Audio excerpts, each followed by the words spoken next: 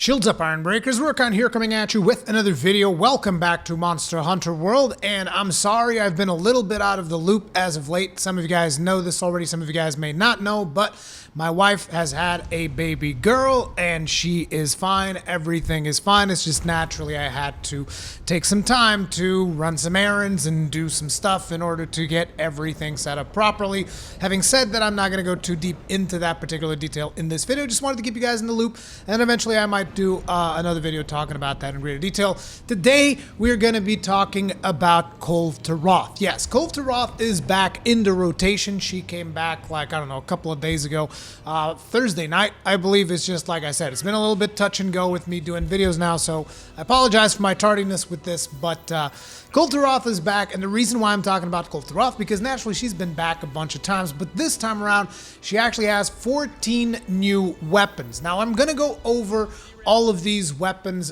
Credit goes to Reddit user Megalovania. I will link to the Reddit thread in the top comment of this video so that you guys can go check that out for yourselves and give this man all the karma. I don't know where he got this information. Basically, this links us to an ImageGer post that has screen caps of every single new weapon, and I'm going to be giving you guys pretty much my opinions on most of these weapons. You guys got some footage of me taking on Kulve Taroth in the background. Now, the important thing is also that Kulve Taroth has been nerfed a little bit, and what I mean by that is that you can kill Kulve Taroth significantly faster than you could before, assuming that your group knows what they're doing and all that. Like before, you were already able to kill her with Pursuit level 1. But, it took a good group. It took people that knew what they were doing. I think that now you will see that happen even every now and then with certain random groups. Now, the one that you're watching right now is like Pursuit level 4 or something. But ultimately, you can kill her a lot faster. You can break parts a lot faster. They made it easier for you to farm her because, probably a lot of people have been farming her in a while, which is also why I guess they added new weapons onto the mix as well. But I'll talk more about Kulve Taroth later in the video, so let's get through this. The very first weapon that we're going to be looking at is the hunting horn. We got the Taroth Pipe Sleep. Now, the good thing about this hunting horn is that you got two options here. You can go with Elementalist if you want to, or you can actually go with Sleep if you want to go ahead and awaken that element. You can see that we got White Sharpness even without investing Handicraft, which means that 798 damage is going to be real good. It's not going to be top damage, I don't think, because, Devil Joe weapons hit like a damn truck. But ultimately, I think the most important thing is going to be the buffs, and I didn't look into what these notes actually provide, so I'm not going to be able to give my opinion too much on the buffs, but overall, seems like a really solid hunting horn. If you're a hunting horn main, make sure to leave it in the comments. Let us know what you think about it. Moving right along, we got, obviously, all of these weapons are rarity 8, so you only get one augment slot. Anyway, moving right along, we got the Taroth Slicer Fire. Now, I'm not a huge fan of this weapon because usually when it comes to Sword and Shield, despite the fact that I have a build where I go Elementalist, I'm not a huge fan of going Elementalist with Sword and Shield. As a matter of fact, one of my favorite swords right now is probably the Lunastra sword, the Xenojiva variant, because that is really, really good with that blast, at least in my opinion. Having said that, the attack is pretty decent. You got White Sharpness, you got Neutral Affinity, so you can build it for crit if you want to, you can go Elementalist if you want to, and you can also awaken that fire element, which is going to be really, really good because you get like 390 fire out of it if you're willing to go all the way with the released jewels. But again, I wouldn't really see this one as top notch. It's pretty good, but I personally would rather go with Lunastra, but that's just a personal preference type of thing. Moving right along, we got the Taroth Hammer Sleep. Now, this right here is probably one of the only new weapons that I really want to get. Like, I'm sure some people have done the math. Usually, I don't like to do the math. What I like to do is I like to put my build together and then go whack the training dummy, figure out how the damage is working. But the reason I like this weapon so much is because unlike the Diablo's Hammer, you actually got White Sharpness from the get-go, so you don't need to invest in Handicraft. You got Neutral Affinity, which means you can actually build for Affinity and get like decent crit out of this hammer. You can also go Elementalist on top of it if you want to, And the cool thing is, if you do not want to go Elementalist, if you want to awaken, you're going to get sleep, which is really good because that gives you a hammer that is not only KOing the monster, exhausting the monster, it is also sleeping the monsters. So I really like this hammer. It looks really good, and I would really love to test it out, but I'm probably never going to get it. I'll talk more about that later. Anyways, moving on. We got the Taroth Sword Fire. Now, remember, I did a bit of research on this, and I compared it to, like, the Divine Slasher as well as... What was the other sword? I compared it with something else. But either way, Divine Slasher, as we all know, is pretty much the standard long sword because it's got really good damage. It's got decent sharpness that you can get into white sharpness if you put handicraft and whatnot. Whereas here, you got comparable damage because I believe again, I'm not looking all this up right now, but I believe that the Divine Slasher is going to hit you up at 692 or something like that. Does not have white sharpness baseline, which means that this sharpness is going to push it slightly above. You can also build it Elementalist if you want to. You can go after that fire element, but I would actually rather build it Elementalist, to be honest, if you're running longsword, and then just go for friggin' crit boost out the yin-yang, and that will give you a really good sword. So this right here is definitely something that all you longsword users out there, in my opinion, should be trying to get, because it feels very much top-notch simply because it's got that white sharpness baseline. Really good. Moving right along, we got Taroth X Water. Now, I'm not a huge fan of this weapon because you do not have white sharpness baseline. You can get white sharpness, you can get decent attack, you can go Elementalist. Still not really going to compare with the over 800 damage or however it is for the Diablo switch axe. So I don't know how I feel about it. I guess if you want to play like some kind of a crit switch axe, this might be alright.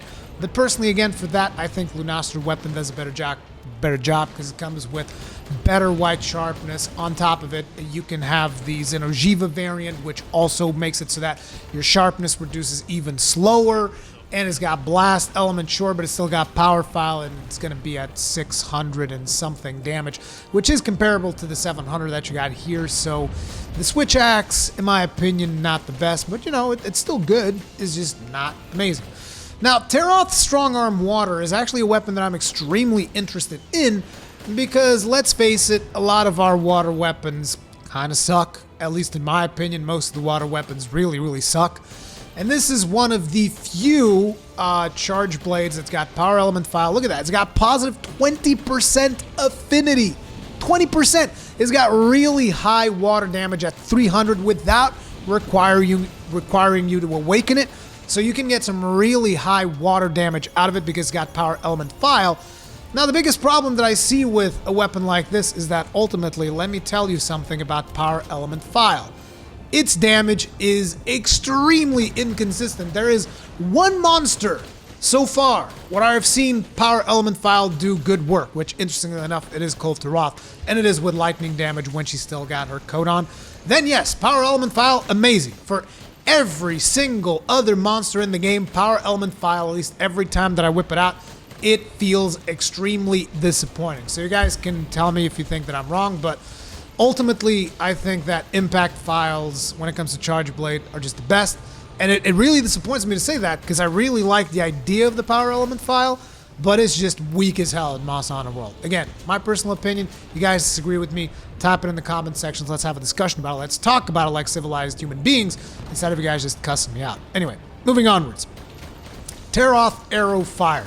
It's got good damage, it's got good affinity, it can be played Elementalist if you want to, but naturally one of the main advantages of bow is playing it with element because you can get a lot of elemental damage out of the arrows if you spec correctly.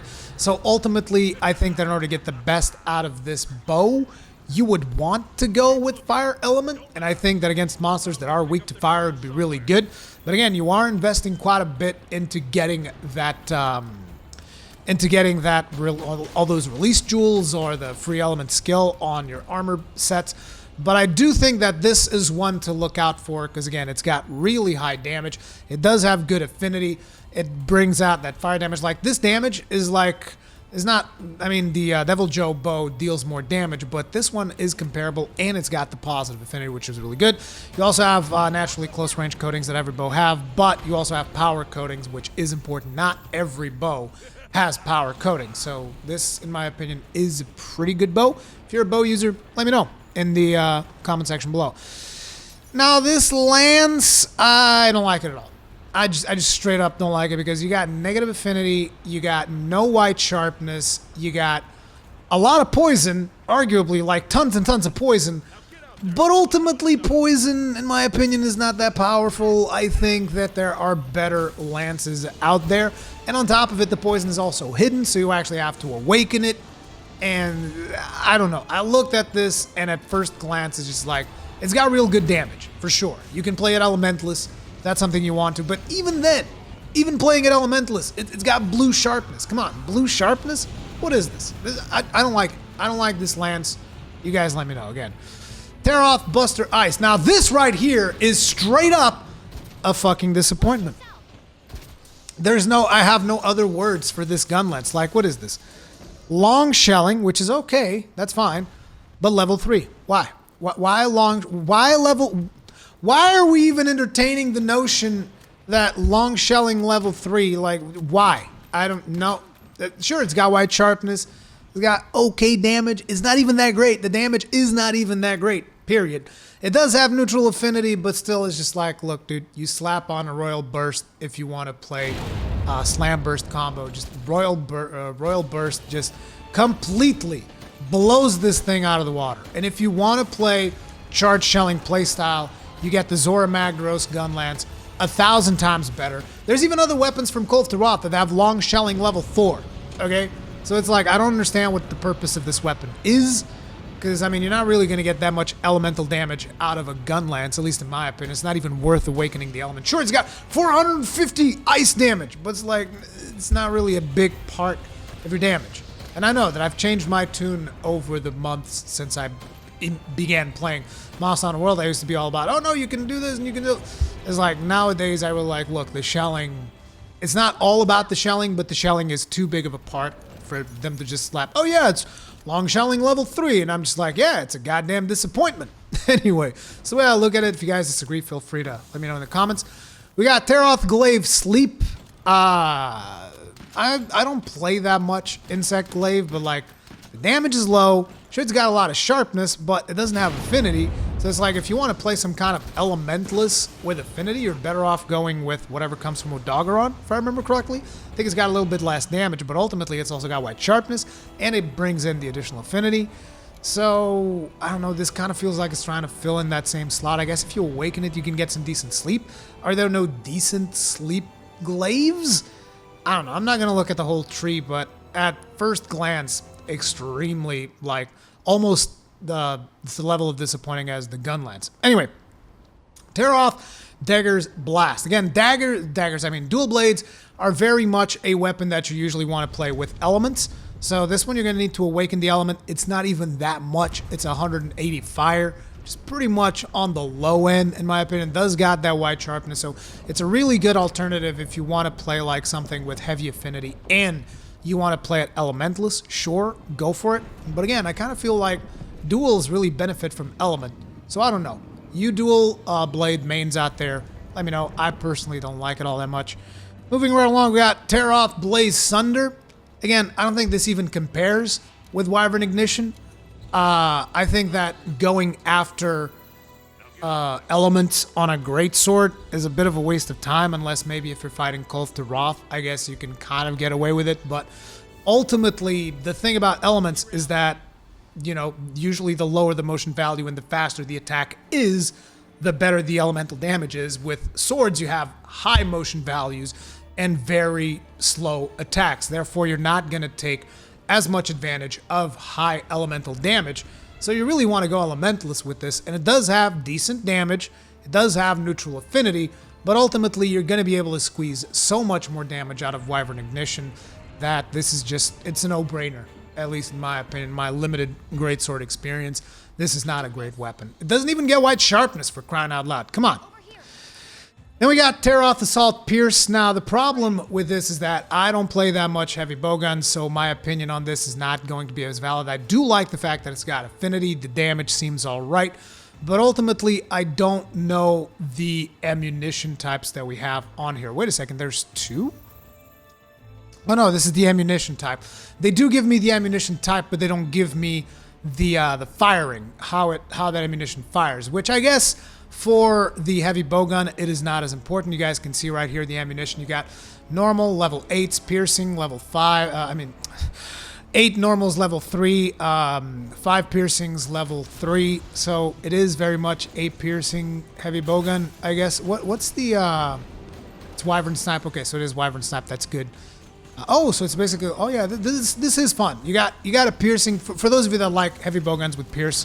This is fun. You also got 2 stickies if you want to get in on that sticky action, which I'm not a huge fan of. You got thunder ammunition, but that's not that great.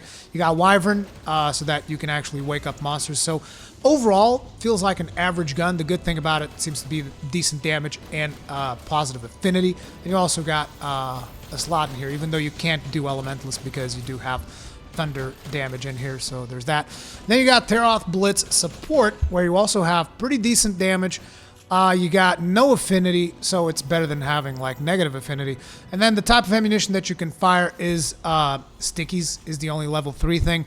You got flaming. Now I'm wondering if this is rapid fire flaming, because if this is rapid fire flaming, that means this would be a good weapon for fighting against monsters that are weak to fire, because personally I really like rapid fire light bowguns, which is actually what you will see on this video. I'm going to be using a rapid fire light bowgun, but ultimately, again, I would need to know whether or not this is rapid fire, because that's the only real thing that I see here that is important for me, is that flaming ammunition. I also got dragon ammunition, but that's not really a big deal, because dragon in this game does not feel particularly powerful. Maybe I'm wrong. I don't know. You guys let me know. But either way, like I said, I also wanted to talk a little bit about Kulve Taroth, because here's the thing. Sure, they've added these 14 weapons, but ultimately the fight really hasn't changed all that much. I also feel that they might have improved the hitbox of Kulve Taroth a little bit, because I remember being hit a lot of times and feeling like, wow, that was really a crap hit. It did not hit me at all. Whereas this time I've had Kulve Taroth roll like literally in front of me and not touch me, because I was just a couple of inches away from a hitbox, and it did not trigger a hit. So I was like, okay, maybe they did a couple of improvements on here. It does feel like it's faster. You can farm her faster. But ultimately, it is all about the RNG. You know, it's not, yeah, there's these 14 new weapons. There's a couple of them in there that I would like to get. But at the same time, like, the RNG is so heavy that and again, realize something. I'm not saying that they need to change it or something like that. This was their decision of how they implemented Kulve Taroth. Some people find it okay, some people find it not okay. I'm more in the field that I got really burned out the very first time that I farmed Kulve Taroth, because I really wanted to get the wide shelling level 4 gun lance, because as far as I'm aware, there still is no other way to get a wide shelling level 4 gun lance in the game other than farm Kulve Taroth, and wide shelling level 4 gun lance pretty much opens up a whole new playstyle when you get it, because without a wide shelling level 4, sure, you can do it with a wide shelling level 3, but it's not as good. Basically what I'm trying to say is I got burned out on chasing down that one weapon. Like, I logged in every single day while Kulve Taroth was initially in the game. Every single day I put in multiple hours of farming to get that one gun lance, which led to me being super burned out. So the only reason I would want to farm it this time is I would really love to get that hammer, but ultimately the motivation is just not there. Like, the encounter has not changed significantly enough. Like, I was hoping maybe, you know, give us new stages of the fight, like let us actually defeat Kulve Taroth instead of just repelling her. I thought that was going to be like a thing, but no, none of that changed. It's still the same fight, still the same thing. And again, I'm not saying they have to change it. I'm just saying that me, personally, I don't feel super motivated to go after farming Kulve Taroth only to get like RNG of weapons that I've already had. Like on the attempt that you guys are watching, which I'll probably had to loot by now because I've been speaking for a longer time than it took me to kill her.